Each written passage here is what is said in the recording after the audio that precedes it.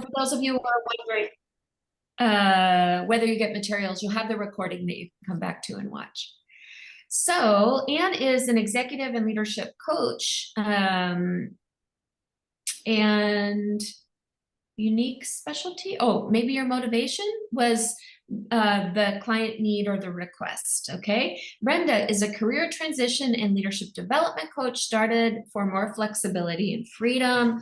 A lot of people do that. I think coaching is a great sort of transition from regular full-time work and easing into retirement. I see a lot of people later in their careers, they start to do that. So that's great to see some of your unique specialties and your niches.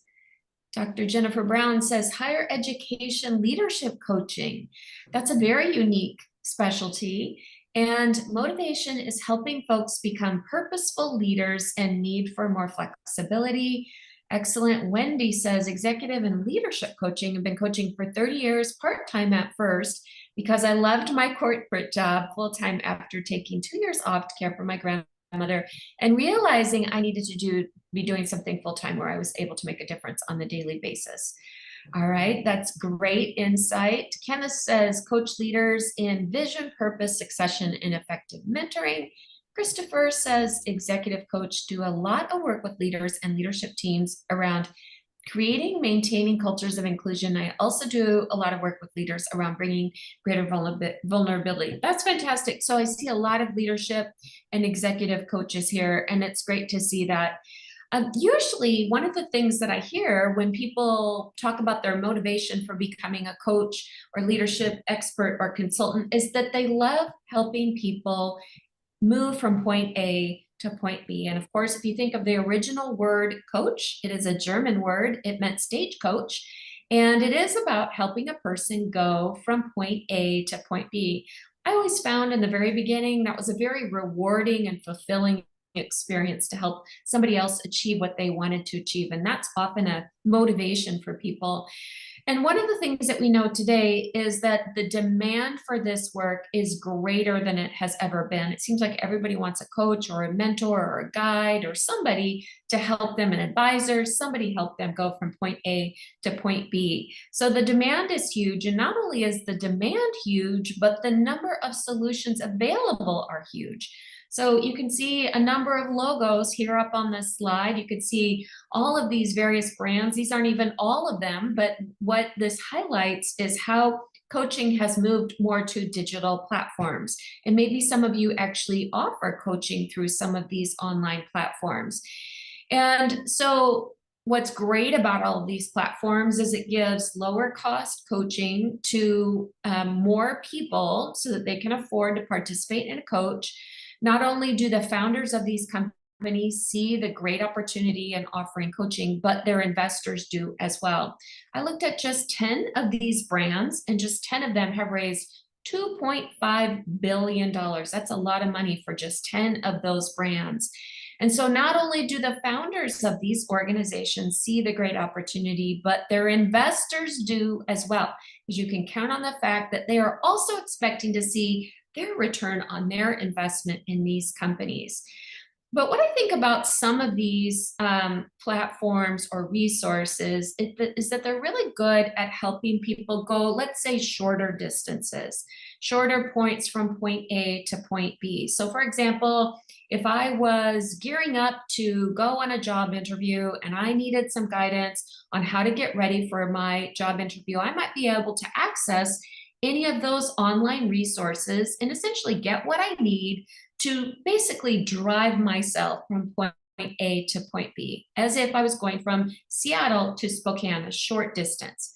However, if instead I was a business owner, which I am, and I was a business owner and I wanted to develop a new product, launch it into the market, launch it with a partner, and turn it into a highly scalable product within 2 or 3 years.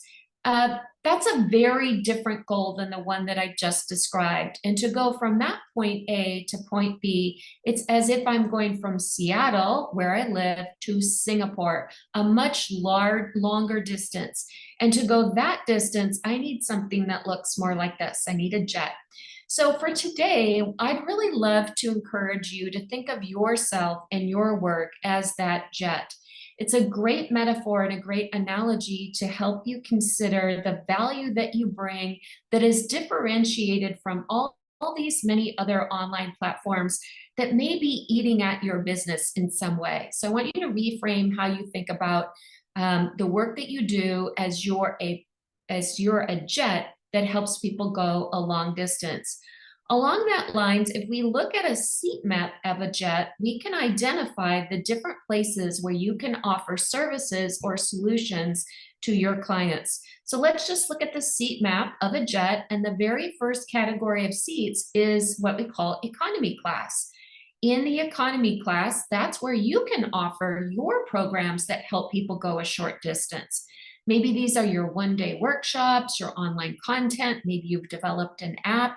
You can offer these at a lower price so that people can get into your jet, learn more about you and what you can offer and how they can move up those classes. But if you were investing all of your energy just on those low-cost solutions, you're going to be competing with all those other brands that we just looked at earlier. So you can build on the level of service that you offer to clients. You can offer a business class. These are your masterminds, your group coaching, your team coaching. Now you can offer this at a higher price. And the nice thing about this is that many of those online platforms cannot compete with you in this category. The benefit of having people engage with you at this level is it also gives them exposure to what you have to offer. So eventually they start to notice, wow, if I invest a little more, I can move up to the first class level with this person. And at the first class level, that's where you offer the high touch service excellence, that one-on-one executive coaching.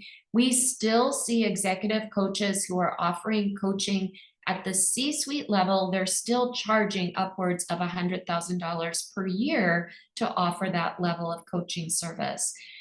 So at that level, all those online platforms are not able to compete with you because you are helping people go a very long distance. So I like this as a way, as a metaphor to think about the different classes of service that you can offer. And I'm curious now, you can just type in chat, how does this resonate for you or what you currently offer today?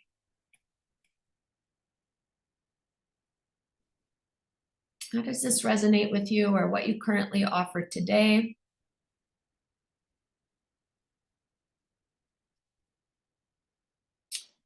Yeah, good. Dr. Jennifer Brown says this is aligned to what I plan to offer. I think it's a great strategy. You can move people up in the levels of classes.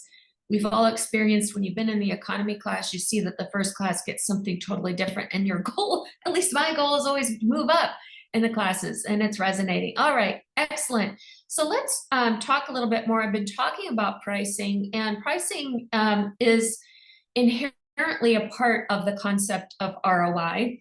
And so that's why I wanted to talk about it for today. And specifically, I wanted to look at coaching fees, because one of the trends that we've seen since 2020, and especially as all those online platforms have launched, is that there's been a pricing pressure on the one-on-one coaching fees.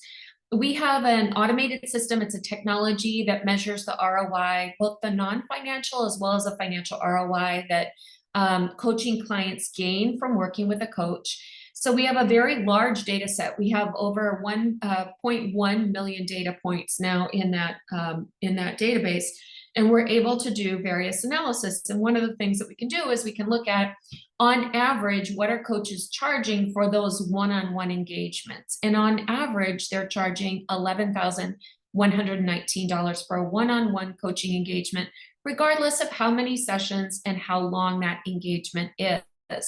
That is in alignment with some work that CoachSource did recently, where they also looked at the fees and found at that time that the fees were around $15,000. So it's in alignment with those fees. But we also found that the range is even bigger. So the range that we found is all the way down to low of $800 for a one-on-one coaching engagement, all the way up to $45,000 for a one-on-one coaching engagement. So that sort of begs the question, who would like to charge at those higher rates? Is there anybody here who's thinking, I'd love to be able to increase my fees, whether that's up to 45,000, beyond 45,000, or simply above wherever you are today? You can go ahead and type in the chat box. Is there anybody here who's looking to increase their fees?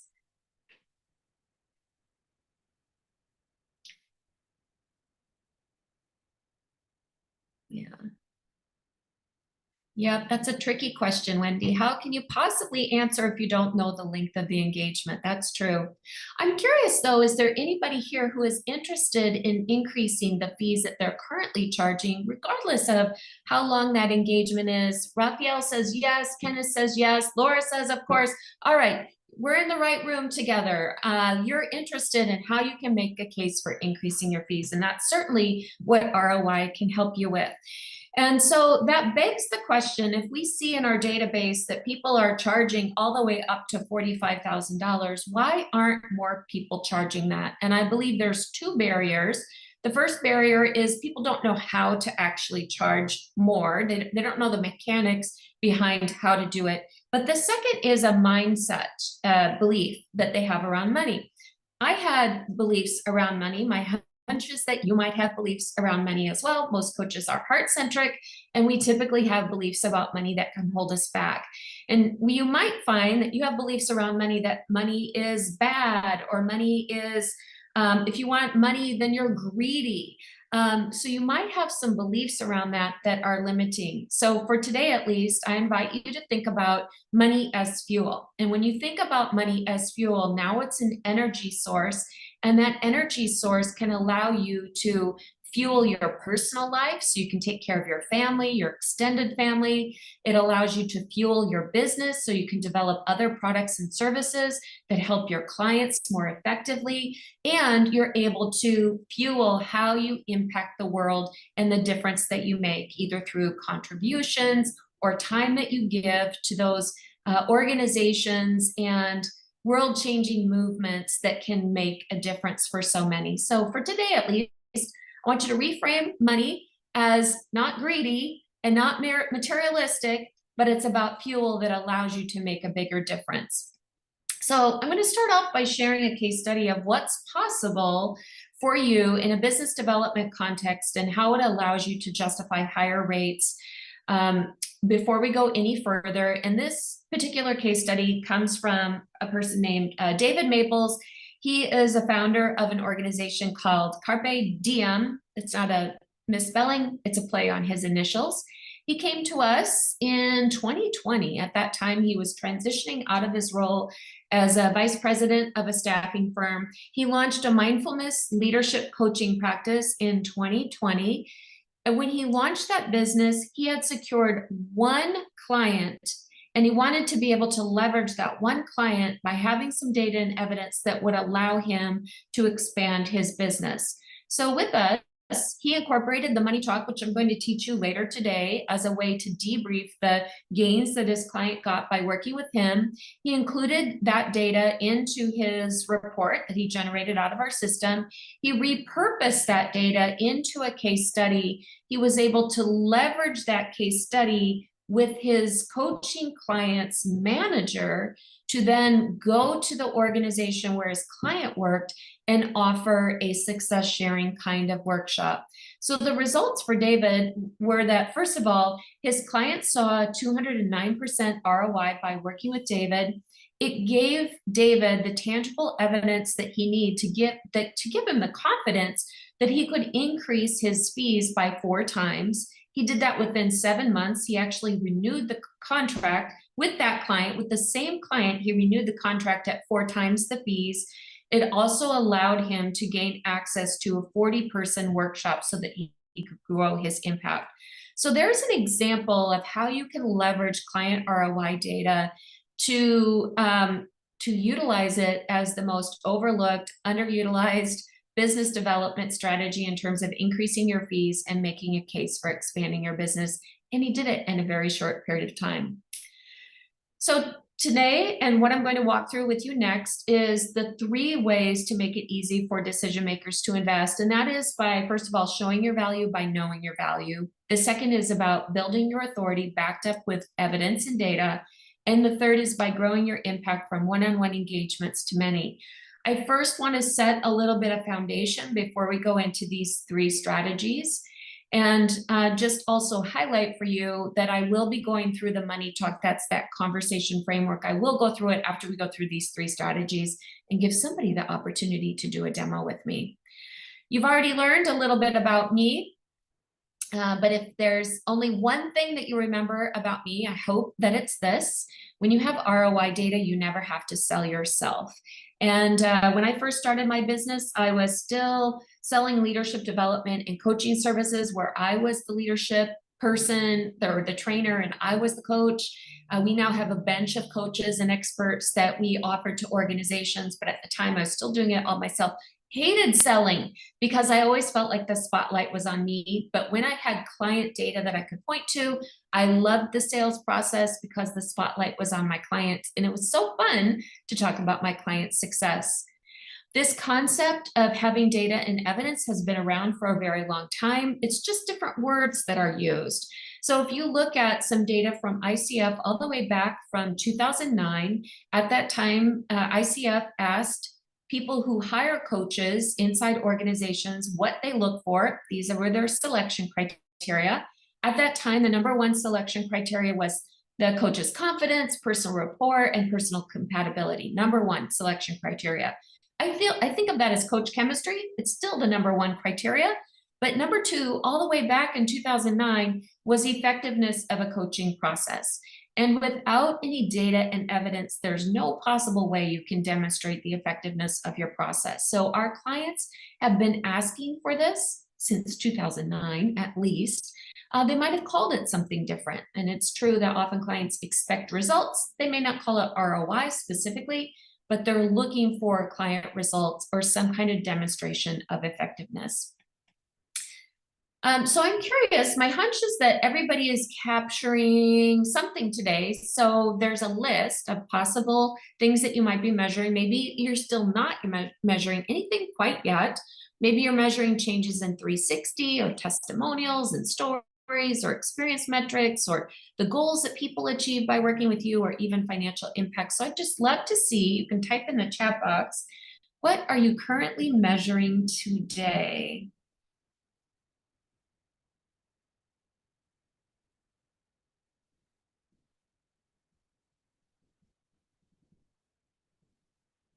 Are you currently measuring today? Kyler says testimonials and stories and coaching goals achieved. Dr. Jennifer Brown says the exact same thing. Claudia says testimonials. Anne says coaching goals achieved. Excellent. Very good. I love seeing that you're capturing some data. And believe it or not, the stories are actually where you're going to find the financial amounts. We'll walk through that when we get to the money talk. In terms of setting about foundations, so a lot of people are always stuck on how do you measure or what do you measure? I like to think of this process model. This is our process model. Our technology is built around this framework. And I call it the Excel model. And that is the very first step in the process is you have to engage the client with the value of coaching. The second step is then to exact the measures for setup. What is your client hoping to improve on? Those are going to be your measures of success. You're going to center their progress at the midpoint. So at the midpoint, just to use the car metaphor that we used earlier or the airplane metaphor that we used earlier, at some point people want to know, am I making progress towards my destination? And if not, where should I be focusing my efforts? So you also want to offer a midpoint progress report at the midpoint. At the end, you want to be able to have all of the data, so both the financial gains as a result of working with you, as well as the non-financial gains, behavior change, growth and skills, that kind of thing. You want to be able to share that at the end as well. Then the last step, which is my very favorite step, and it's essentially what we're talking about here, that is to repurpose all of that data, make it anonymous, or use the name if your client allows you to do that. repurpose it and leverage it to lift your expertise. And that's what we're going to be talking about today. The end result, some of those reports can look something like this. I thought I would share with you, what does it look like from our system? This is kind of reporting that comes out of our reports. I like robust reports because it elevates your professionalism, it builds your credibility, it establishes you as the authority and the expert. And so that's what we aim to do with that. Let me just talk briefly around the concept of ROI. When I think of ROI, I think of, to me, it's about the results. What are the results the client is getting by working with you? And those results should be documented. ROI itself is a real financial formula. Any of you who have worked in business or in finance, you're very familiar, or if you made any kind of investment, if you've invested in your home or if you've invested in your retirement account, you also think about your ROI. That is, given how much you've invested, how much are you getting back in return? The math is super, super simple. You take the amount that you gained through that investment, minus the cost, how much you put into that investment, divided by the amount of money that you put into the investment. In this case, it's 10%. So it's saying, in this example, if you invested this amount in a technology company and you got that return, you got 10% return on investment. If you think about your retirement accounts, on average, retirement planners tell you to anticipate a 7% growth year over year. So 10% would actually be very good. In the context of coaching, I find that decision makers have much higher expectations. They're looking for 7 times the return or 5 times the return, very, very high.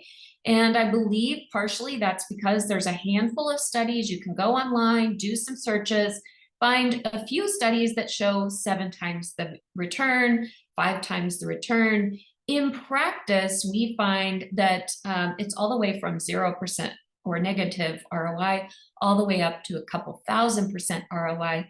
I love when ROI is 62% or 113%.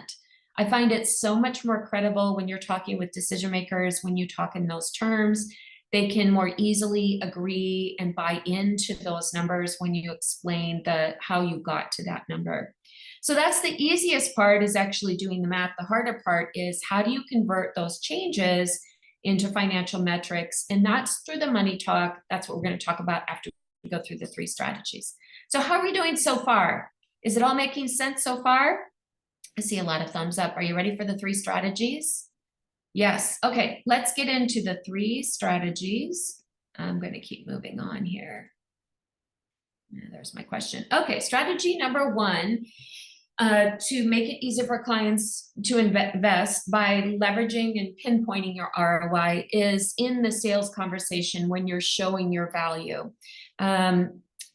There's many different things you can do at that stage to show your ROI. There's 3 ROI assets that you would want that could help you at this stage. The first one is what I call ROI power statements. It's really your value proposition, which quickly describes how you get results for clients.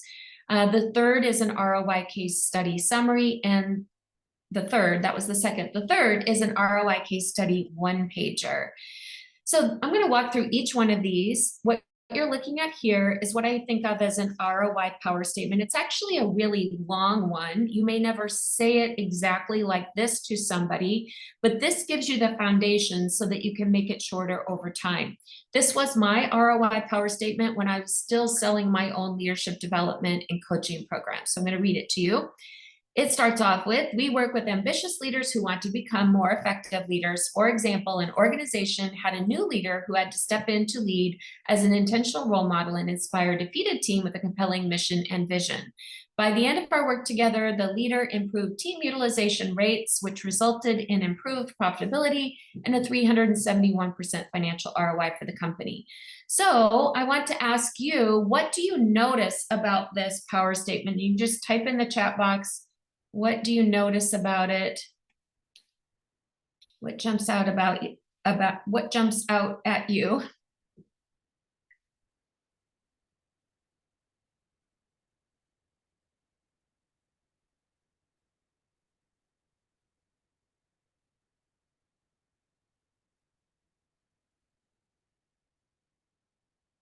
Brenda says the ROI percent. Absolutely. Claudia says short gives impact.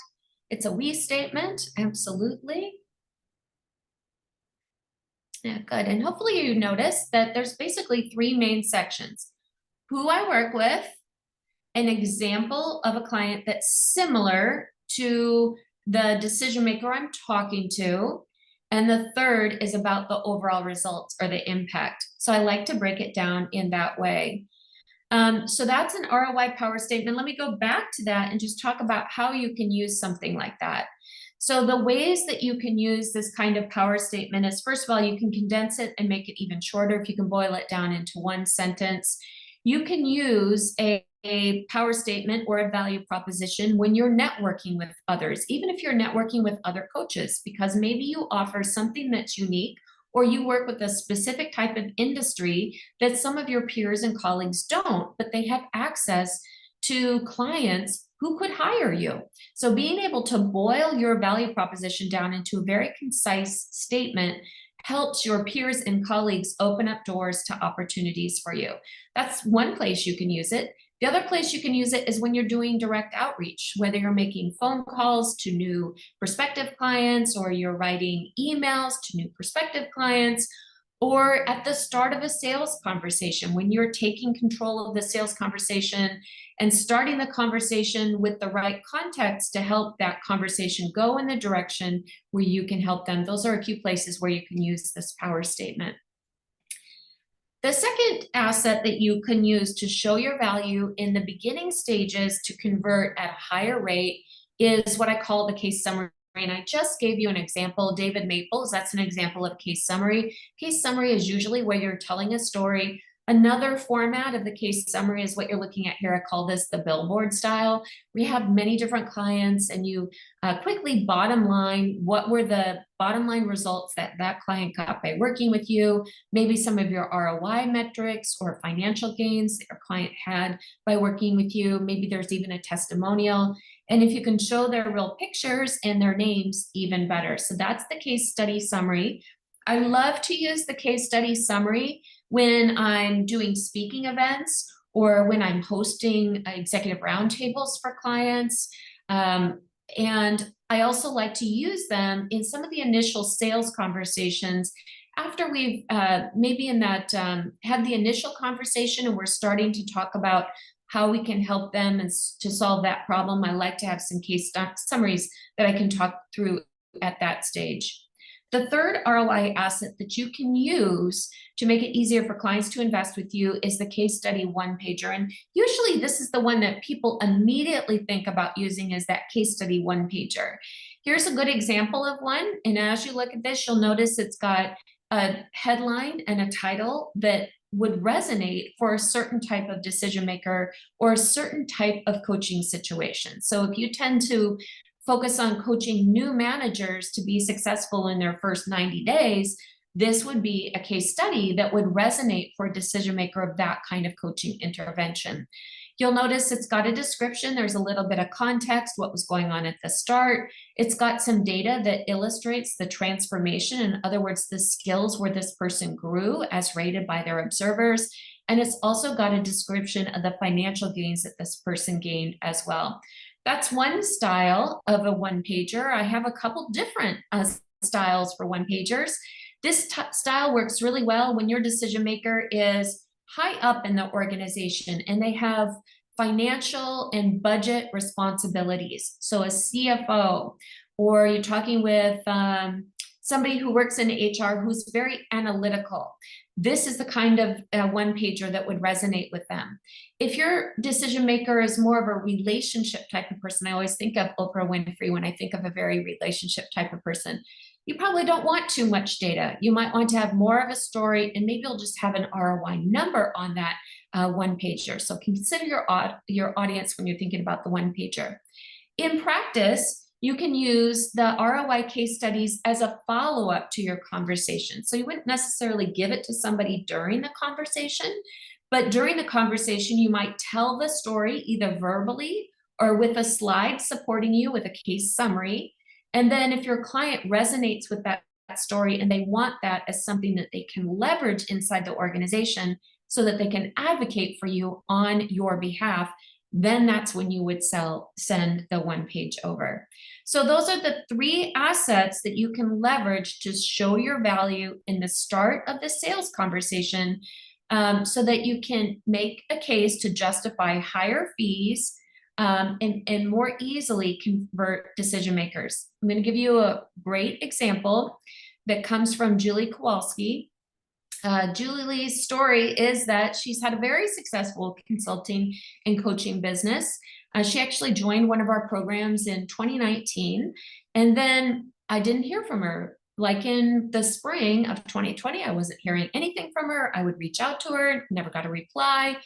And finally, she texted me through Facebook Messenger, which I'm never on. I found her message there, and she said, Lisa, I was in your program. I dropped out because I got COVID, and I got long COVID. She got COVID at the very start. And I've been knocked off my feet. And I was thinking of retiring because I've been in this fog. And she said, but I have one client that I've been working with this whole time. And I'm just wondering if maybe I help that person get results. And so could I come back in? So we brought her back into our program. She leveraged the Money Talk, which we're going to go through a little bit later. She leveraged the Money Talk framework to quantify the changes that client had by working with her. She leveraged our system to create one of those reports. And what she found is that her coaching client, not only self-reported that they had grown a significant amount on those skills they were working on, but the observers had also rated that person very high. In addition, her client gained a 100% financial return on investment by working with Julie. And the most important thing, this is my favorite part of the whole story, is that Julie decided not to retire. She got back on her game, decided to pivot her business to be more of an online solution, work with fewer people to kind of ease into retirement over time. But big change, this was not only about showing her value, but in this case for Julie, also about knowing her own value. So I just want to pause here. We talked about 3 assets, the value proposition, the case summary, and the case study. How could you see yourself using any of these ideas?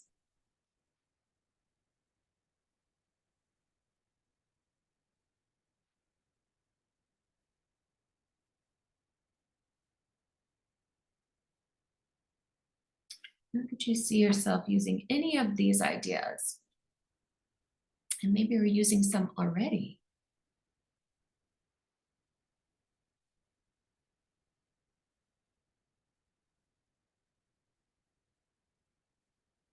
Is there anyone that you might consider using?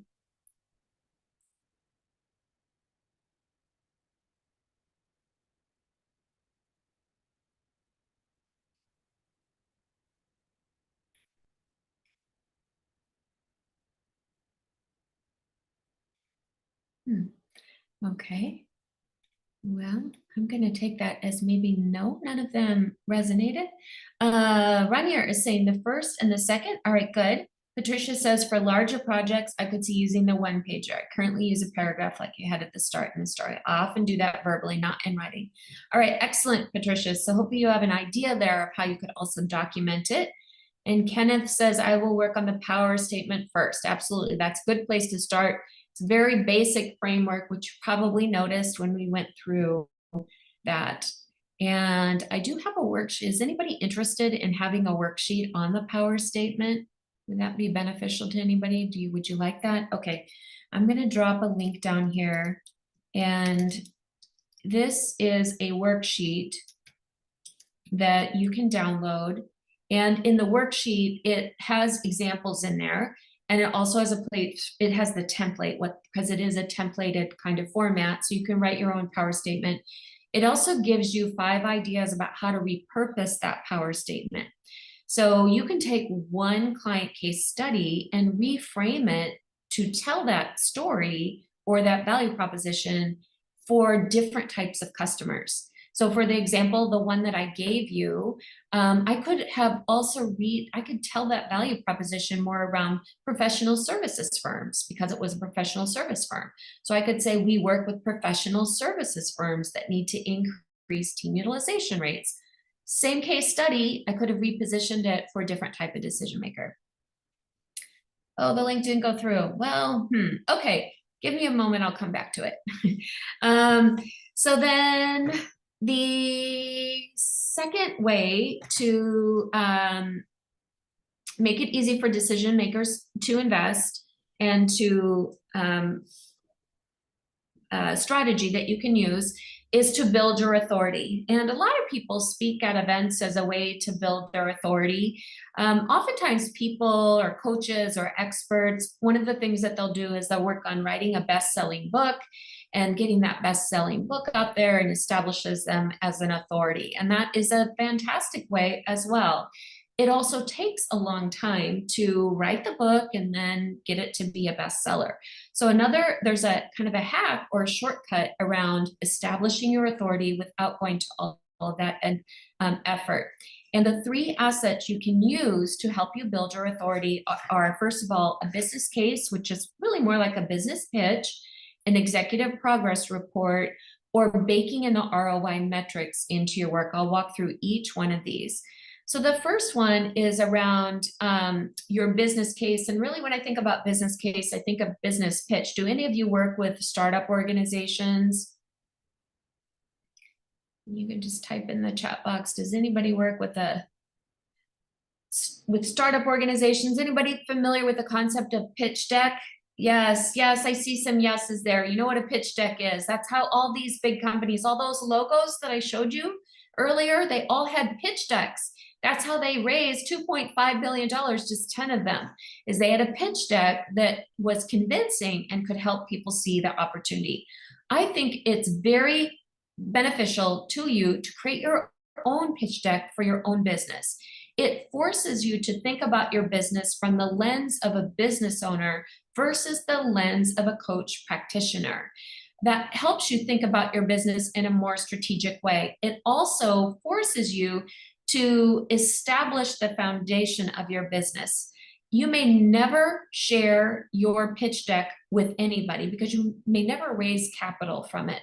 But it's like pouring the foundation of your home. You need that stability to understand the typical kind of problem that you solve, why your solution is better than any other solution in the marketplace, your model or framework for getting client results, your ROI. You need 3 ROI case studies to prove that your solution gets results and illustrate what's the impact or the impact back to the client. Your pitch deck helps you tell yourself why now, what's the client payoff.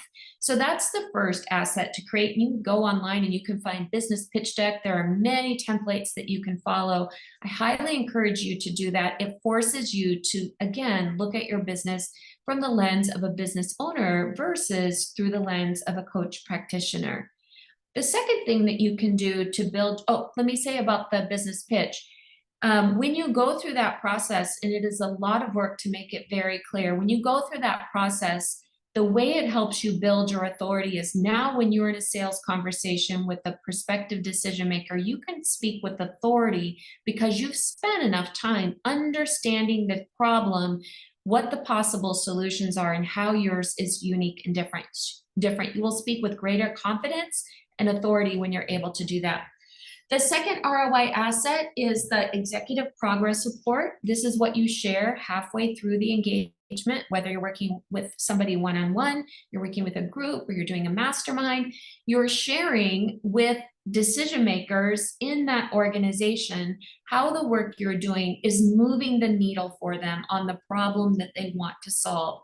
So you're going to start off with what was the problem at the start, what you've implemented so far with the solution, the results you've seen so far, and what you, as the expert who's coming in to help solve this problem, what you need from those executive stakeholders in order to see success by the end.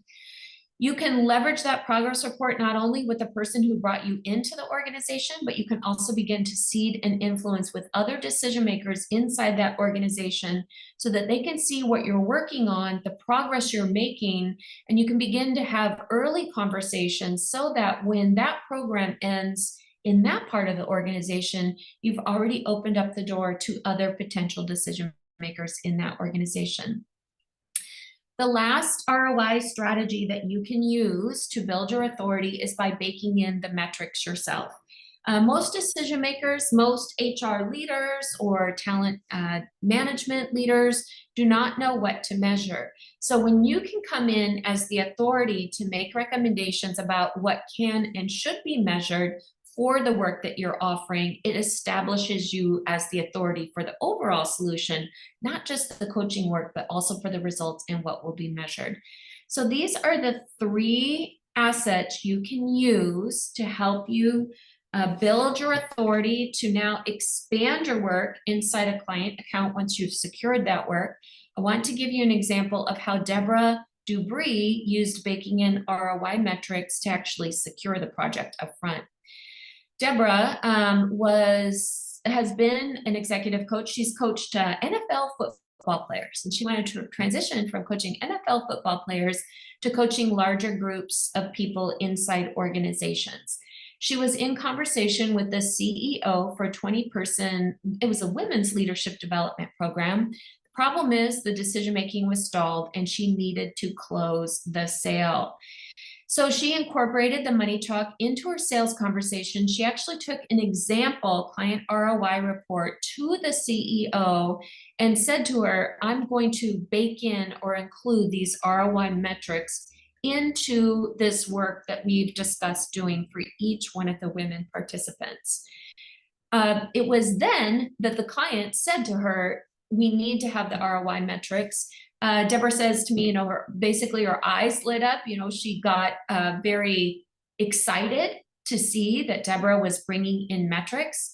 And she said to Deborah, we actually need to have that. What Deborah didn't know, and the reason that the decision-making was stalled, is that the CEO had to get approval from the board, and she was stalled on getting that approval. But by having those metrics baked in, it gave the board the confidence to invest in this program, and that's why she could move forward.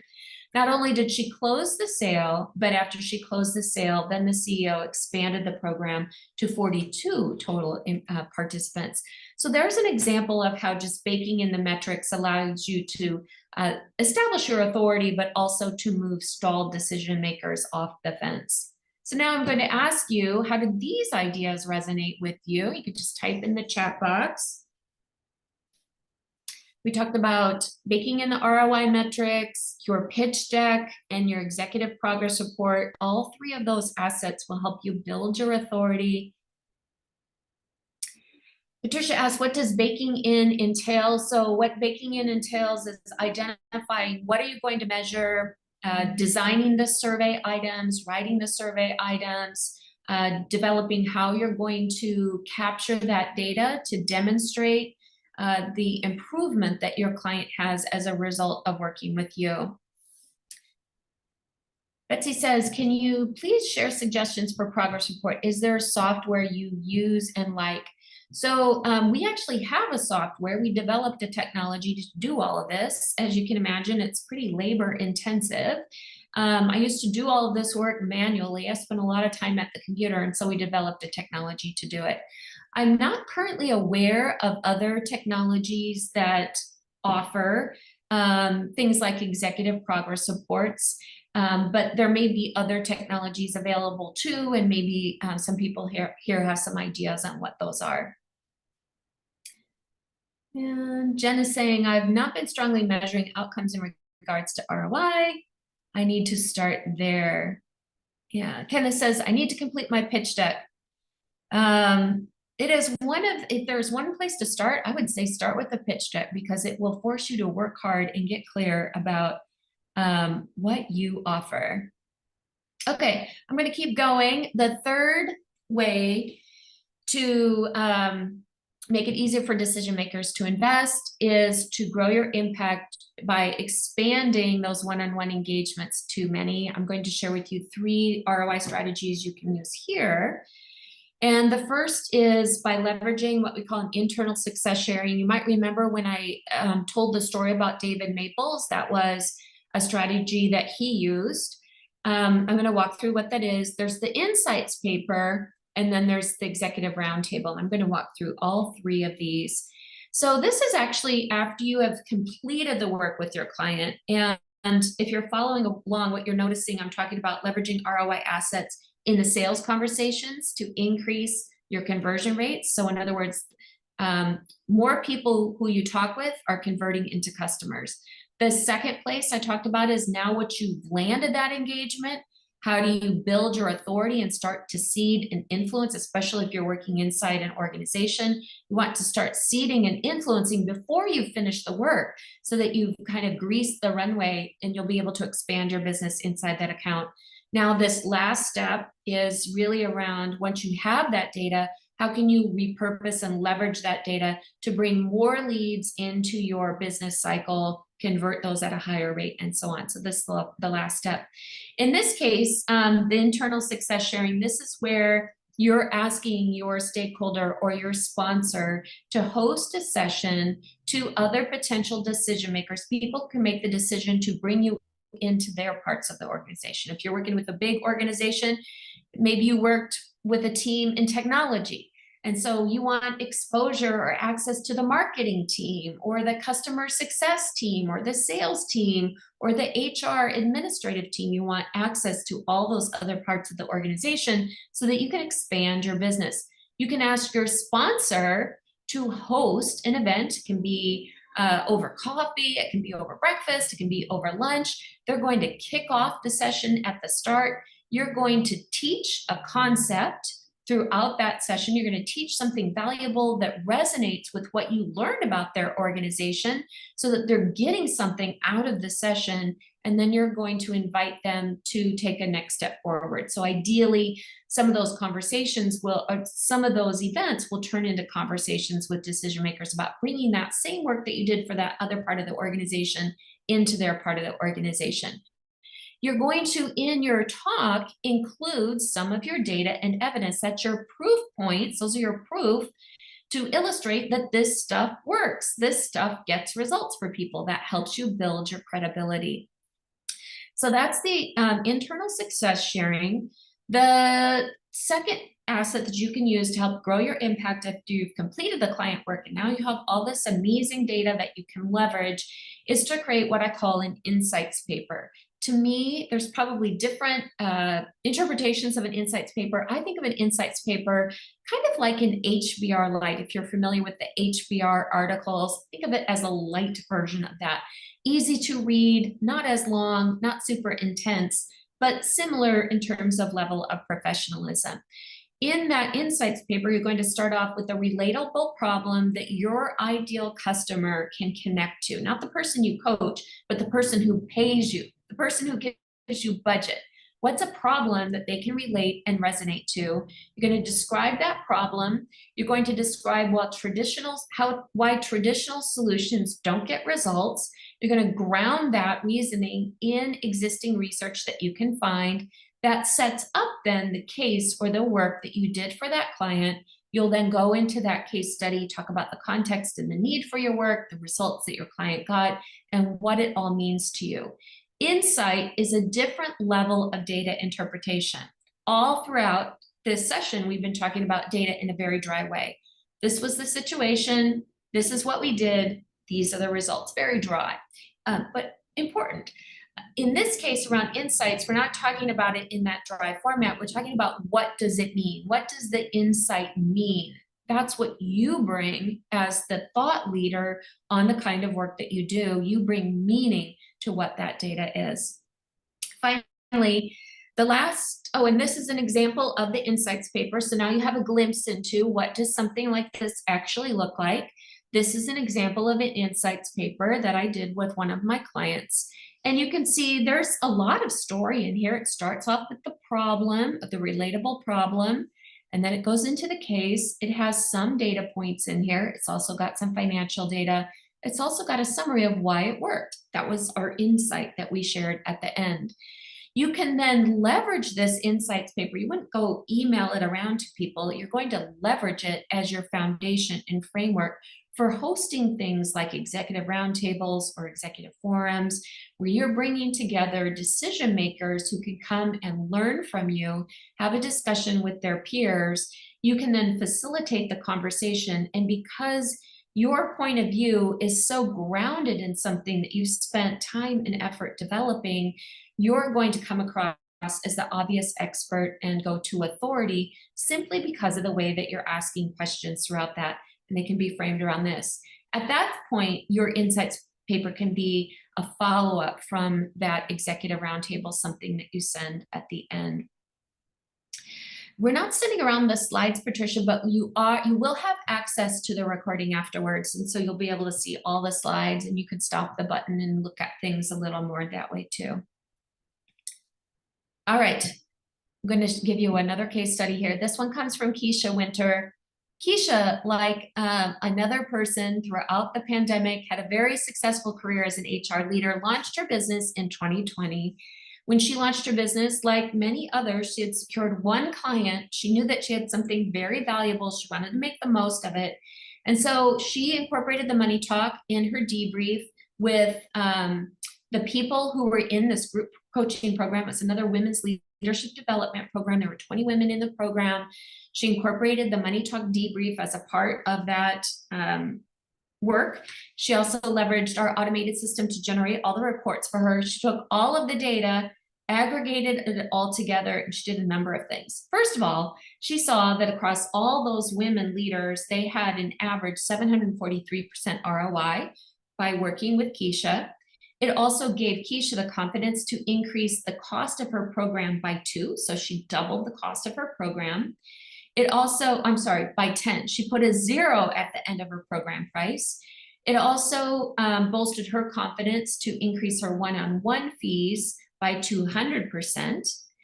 She now has, you can find her online, you can find her website, you can see she's got a billboard of ROI case studies that she has on her website. More importantly, she took that ROI data, made a business case, and was able to influence the person who had brought her into the organization to move her up the chain of command, talk with more senior people in the organization, and there she was able to pitch a 6-figure contract. She did this all within 12 months of time, very short period of time. She's a very successful business today because of all of these strategies that she implemented. So there is another one. I'm going to pause here and ask the question. I sort of asked this at the beginning in a roundabout way, but are you interested in increasing your fees or the size of your client engagements? Is that important to you? Kind of ask this question at the beginning. I think I might reframe the question in a different way. Of all the things we've talked about, now we've talked about 3 strategies and 3 tactics for each strategy to leverage your client ROI data. I'm going to go through the money talk momentarily, but before I do, what's the most intriguing idea, or what are you planning to do first of all those different strategies? What's one that you're planning to do first? You can type in chat. Dr. Jennifer Brown, make the pitch deck. I love that you said that. It's the hardest thing to do, but it will get you the most mileage. It is definitely like pouring the concrete of your home. It's the foundation. Everything else you do from there, your messaging, your value proposition, who your ideal customer, everything else comes from that. Kenneth says the same thing. Patricia says, have a meeting with decision makers. All right, very good. I'm going to keep moving along. And now I'm going to talk about the money talk. So the money talk is a conversation framework that I developed. It helps you convert changes that clients have by working with you. It helps you convert those into financial metrics. And just to kind of recap, I know I've said it before, but I want to make sure that this is clear, is that when I think of ROI, I do not only think of the financial ROI. I think about all the other gains. And I do think of those as measurable gains. So even if you're working with clients on happiness, do you have some measure that shows that they are happier today than they were before? Or if you're a spirituality coach, do you have some ways to demonstrate through some measures that show that people have made a change in that? If you're working in leadership development or executive coaching, most often the thing that we're measuring is behavior change. So improvement on specific skills. That's what we measure in our automated system. But we also measure the financial impact. I believe you need both. Just having the financial data and not having those other measures is going to mean that your financial data is not credible, because people can make up ideas about why those financial metrics are what they are. You've got to have the other pieces that show what contributed to that. So now I'm going to go to the Money Talk. The Money Talk has 5 main steps to it.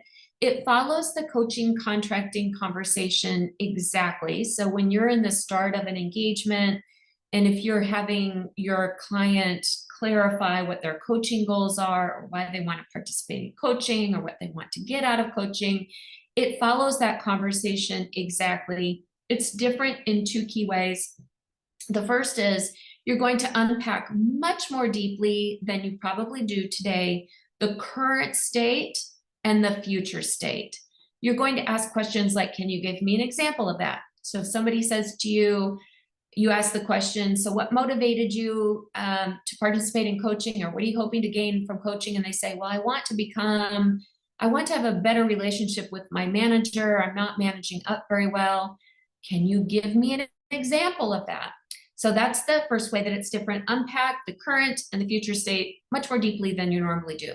The second way that it's different is that you're going to monetize the change from the current state to the end state. And the reason you can monetize that change is because you have unpacked very deeply.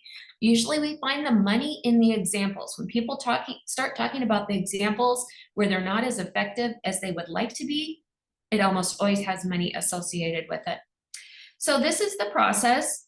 Unpack the current state, unpack the future, or if you're using this as a debrief, you're unpacking where you were at the start, where you are today. Narrowing is really about listening. It's listening for the ripple effect of those changes that you know could be monetized. Putting a monetary value on it, you're going to do it with your client. You're going to ask them questions together. You'll come up with a monetary amount. You're not going to tell them what it is. You're going to ask them questions so they arrive on the monetary values themselves. And then finally, the last step is that you're going to summarize everything that you heard, check back, and make sure you're in alignment. That's the whole process. So let me walk through 3 examples. And then somebody, hopefully, is going to do a demo with me. So this first example, all 3 of these people are from the same organization, was part of a leadership development program. It's a 9-month-long program. They had learning content every single month that aligned to what the intent or the goal of this program was all about. They had professional coaching, professional one-on-one coaching. They had peer coaching. I taught them some peer coaching skills, so they did peer coaching with each other.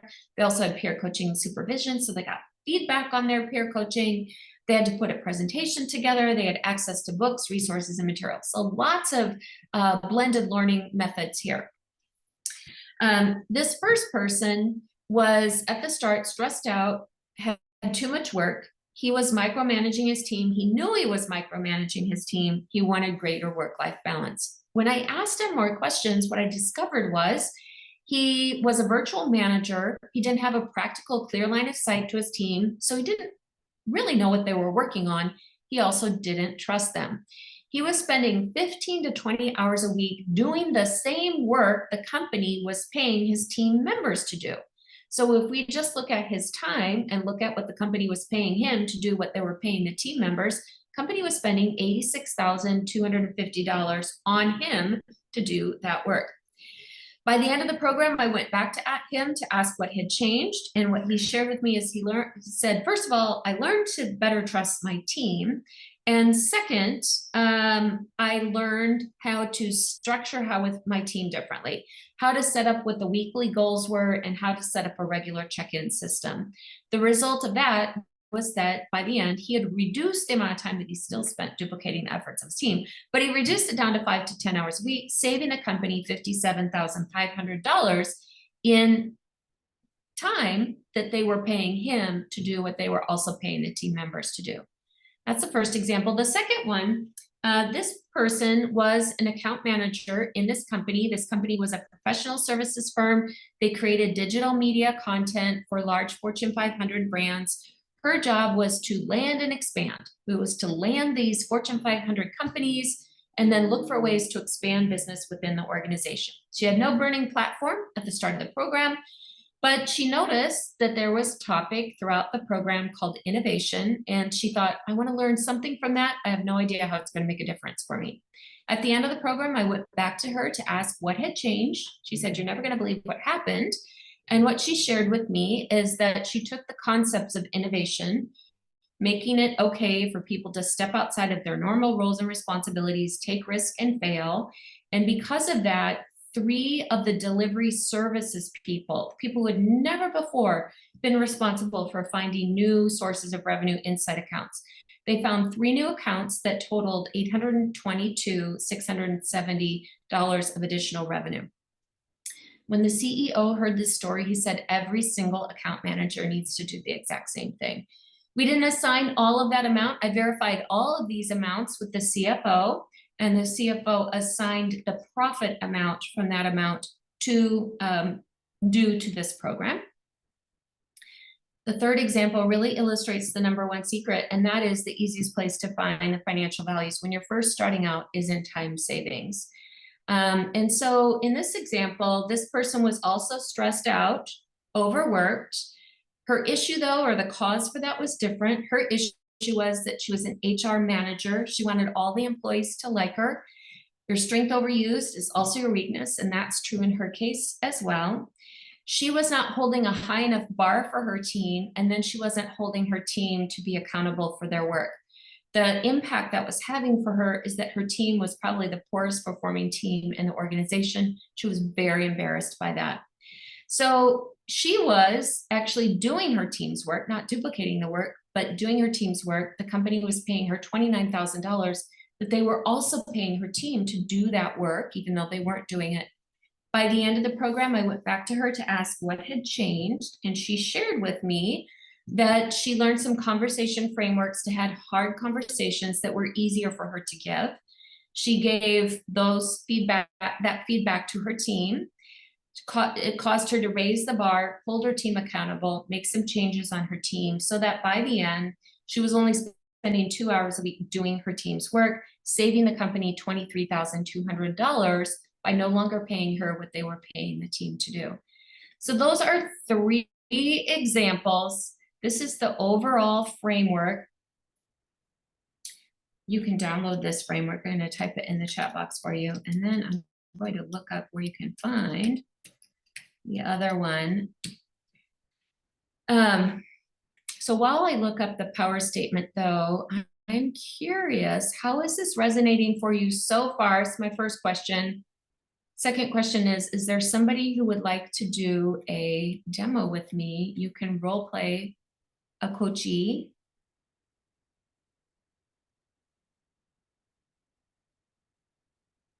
Oops, there we go. I see it. Hold on 1 second, I'll drop it in there. Let me pull it up. You know, sometimes those, we have a vanity URL.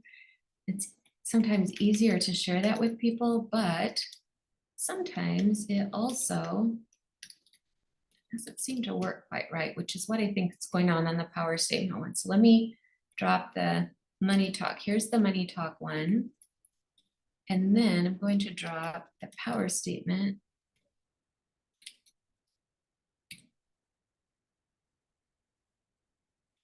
And here's the power statement one.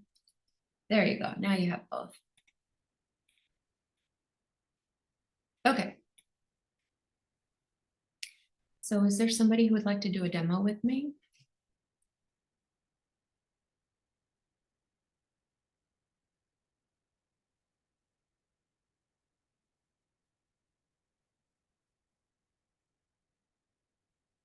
Anybody? Hey, this is Yes. Rafael. I can do a demo with you. Okay, all right, good. And I think I'm going to pull the slides up only so that when people are listening to our words, maybe they can map with the conversation framework. So let me pull it back up here. And everybody give Rafael a round of applause for stepping in and doing this. with us. And so let me set the stage here. I don't need to know any background or information. Ideally, you will role play a coachee. You can make somebody up in your head, or you can channel, if you're thinking of a coaching client, you can kind of channel them and be them. And then I'll be the coach, and I'll set this up as a debrief, where I'm debriefing the gains that you got from coaching. Does that sound okay to you? Okay. Do you have somebody in mind? Yes, I do. Okay. All right. You ready to start? Sure. Okay. So, and I'll call you by your own name. Yes. So, Raphael, thank you so much for agreeing to meet with me today. And as I mentioned, when we scheduled our conversation, the purpose of our conversation today is to understand how you grew throughout our work together. So I'll be asking you questions about that, and we're even going to see if we can monetize some of those changes. It's okay if we can't. We're not trying to force things that don't exist, but usually we can find the financial impact if we just slow down and think about it. So don't worry about that part now. I'm going to walk us through all of it when we get there, but that's what we're headed into. So does that seem okay to you? Yes. Yes. Okay. So, Raphael, remind me again, when we first started working together, what was going on for you at that time? When we started working together, I've been having a hard time because I didn't understand what the issue that I had was that I achieved most of my objectives last year, and I actually surpassed some of them. And at the end of the day, during the performance evaluation, I was given a meets expectation, whereas some of my team members and other people I know in the company were rated as exceeded expectations, some of them. And even people with less experience than I have were offered a promotion. Okay. Okay, yes. And so I remember that you were not feeling good about how that went, knowing that you had exceeded your performance expectations and then getting rated something less. And what was the impact that was having on you personally? Why did this matter to you? Well, I went through a process of very low self-esteem, and I doubted about my competence on doing this, but I also felt very disappointed and actually angry about what I perceived as a very unfair situation. Yeah, yeah. And so what's changed for you since then?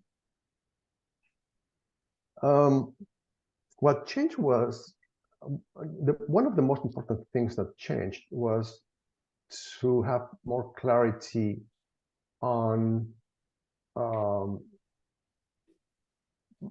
I was approaching the opportunities to, let me say it this way, to sell my work better and to increase the level of influence that I have not only with my direct boss, but with other important decision makers. I was just expecting them to recognize my performance without me being active or proactive in doing my part. In other words, I was very comfortable on the passenger seat and not on the driver's seat. Okay, good. So really being a greater advocate for yourself is part of what you started doing. Without feeling that I became arrogant or self-absorbed. Yeah. Can you give me an example of how you did that differently than what you were doing before? A specific situation?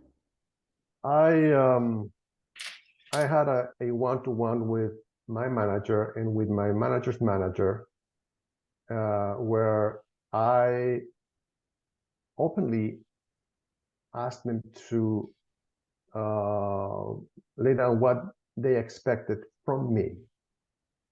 And by the time that I said the scheduled that meeting, I was also asked them if they were open to know what I actually expect from them, and so that we can align expectations. So I started from there, and then I also asked them to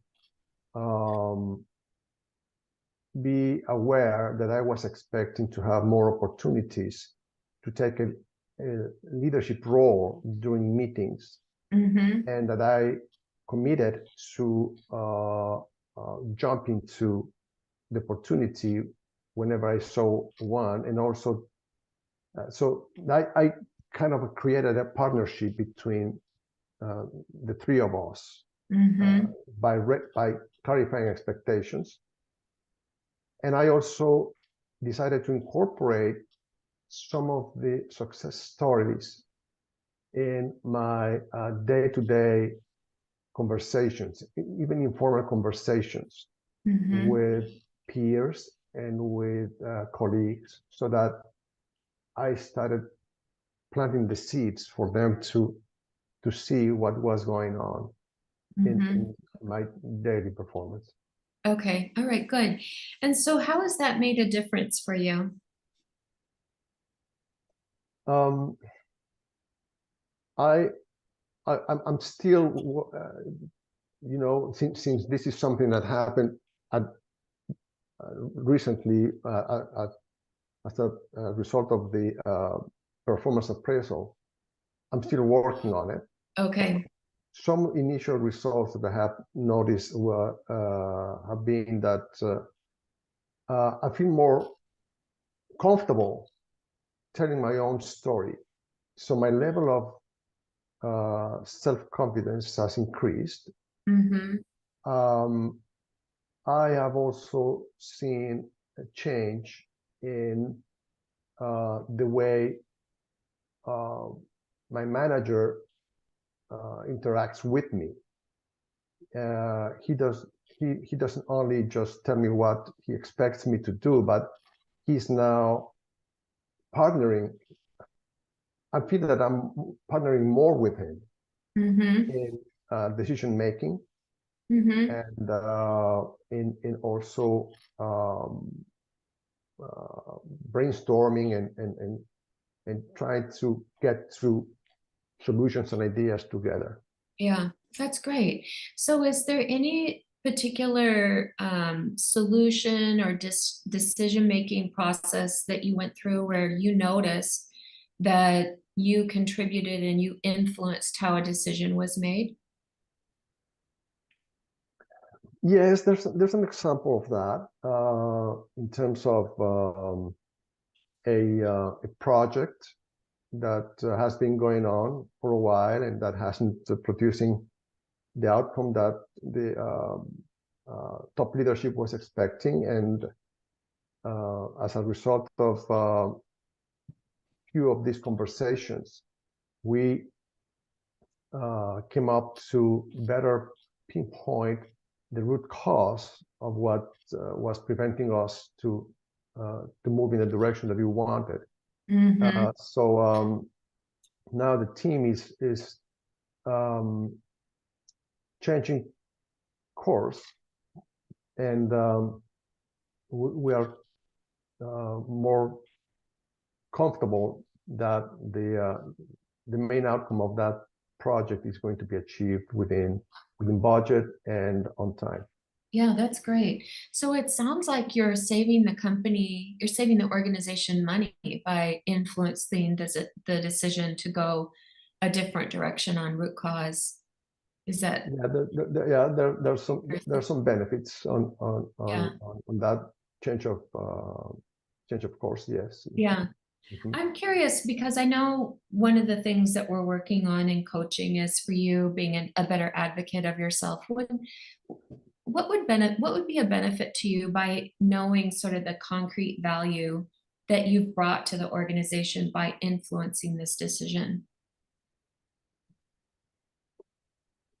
One that comes to mind is that I can actually potentiate and maximize the impact of my input by having more clarity on what the potential consequences for the organization could be by me stepping up in a more effective way. Yeah, yeah. It sounds like by being very concrete on this root cause and the cost that you're saving the company could help you not only build a business case for how you see it going, but also further establish your authority and expertise. Yes, that's the way it Yeah. is. Yeah. Okay, well, would it be beneficial for us to think through what is the cost savings that you've just potentially given to the organization through influencing this approach? Yeah, yeah, I'm curious about it. Yeah. Okay, all right, good. So I think I'm going to short circuit this a little bit. And thank you so much, Raphael. First of all, I have to ask you, did you make this up on the fly or is this the real situation? I just made it up on the fly. Oh, that's so good. And thank you to you for actually landing us. The basics is real. Yeah. Right? I have a client who have had these kind of, issues in terms of not being effective in selling herself. But yeah, the rest of it is just It's so good. And let me just say, I love the one that you brought because it is about advocating. It's about advocating for herself. And the most overlooked person in the whole measurement of ROI is the client themselves. So much focus is on the coach wanting to have the data for business development purposes, but the person who actually benefits the most from the data is the client. Now they have data that shows, hey, you gave me a 3 rating on my performance. Look at my data from just imagine if that person had a report that showed how much all their peers and managers saw them grow over the last period, or they had a table that showed the financial impacts. Now you've just given them gold to advocate for themselves. So it was a perfect example for that. So when the conversation on the money part, when you get to that, you would just come back to them and say, so about how much time, how many people were working on this in the old direction, how much time were they spending? So you're asking questions to help them land on the financial values, and they're business people. So they're going to be able to do that. And they will know their financial metrics more than you will. So you just have to ask the questions and then verify them. So that's essentially how we get to the financial measures part. I'm going to keep going forward. I just mentioned this. The most overlooked person in the whole data collection process is the client themselves. When you can give them data that allows them to advocate on their own behalf for their careers, they absolutely love having the data. If you position it as wanting the data so you can use it for your business case, or wanting the data so you can build an accountability for them doing the work, it has no value to them. It's off-putting. But if you can position it as this is going to help you so that you have ownership of your own career, it works much better for you. I think I mentioned at the start, when I first started the measurement, I never did it for business development purposes. I did it just because I thought it was the professional way to do business, is to have those measures that show, hey, you just invested, I don't know, $100,000 or $50,000 in my work. I want to show you what you got from that. I felt responsible to do that. I shared with you already the money talk and the power statement. Those links are in the chat log now. And I think we have about 2 minutes. And Ranier, I'm going to pass it back to you for closing us up today. Thank you so much, Lisa. That was quite informative, very rich and deep session. And definitely all of you can find it again. If you want to listen to it one more time, I will definitely need to listen to it one more time. So you will find it on our YouTube channel, the session. And thank you, Raphael, for jumping in. Thank you all for being an awesome audience. You all participated with your questions. And again, thank you, Lisa, for giving us all these valuable information. Yeah, you are most welcome. Two things I would recommend. Practice the money talk with a past client. They won't know if you made a mistake. Don't feel bad if you don't land on the financial values. Do that and get your pitch deck because that will force you to think about your business.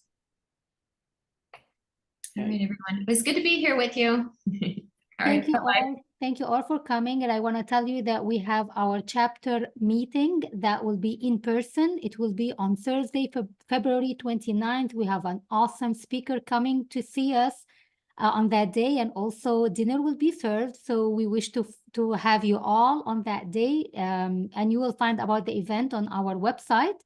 And also our next virtual session will be the first Tuesday of next month. So you will find the details about this event again on our website. Thank you all. I don't want to hold you more than that because I know you have busy life, busy schedule. You are all leaders and coaches, so you have your life. And thank you, Lisa, so much again. Okay, Take see good you care. again. All right, bye-bye. Bye. Bye, everyone. Thank you.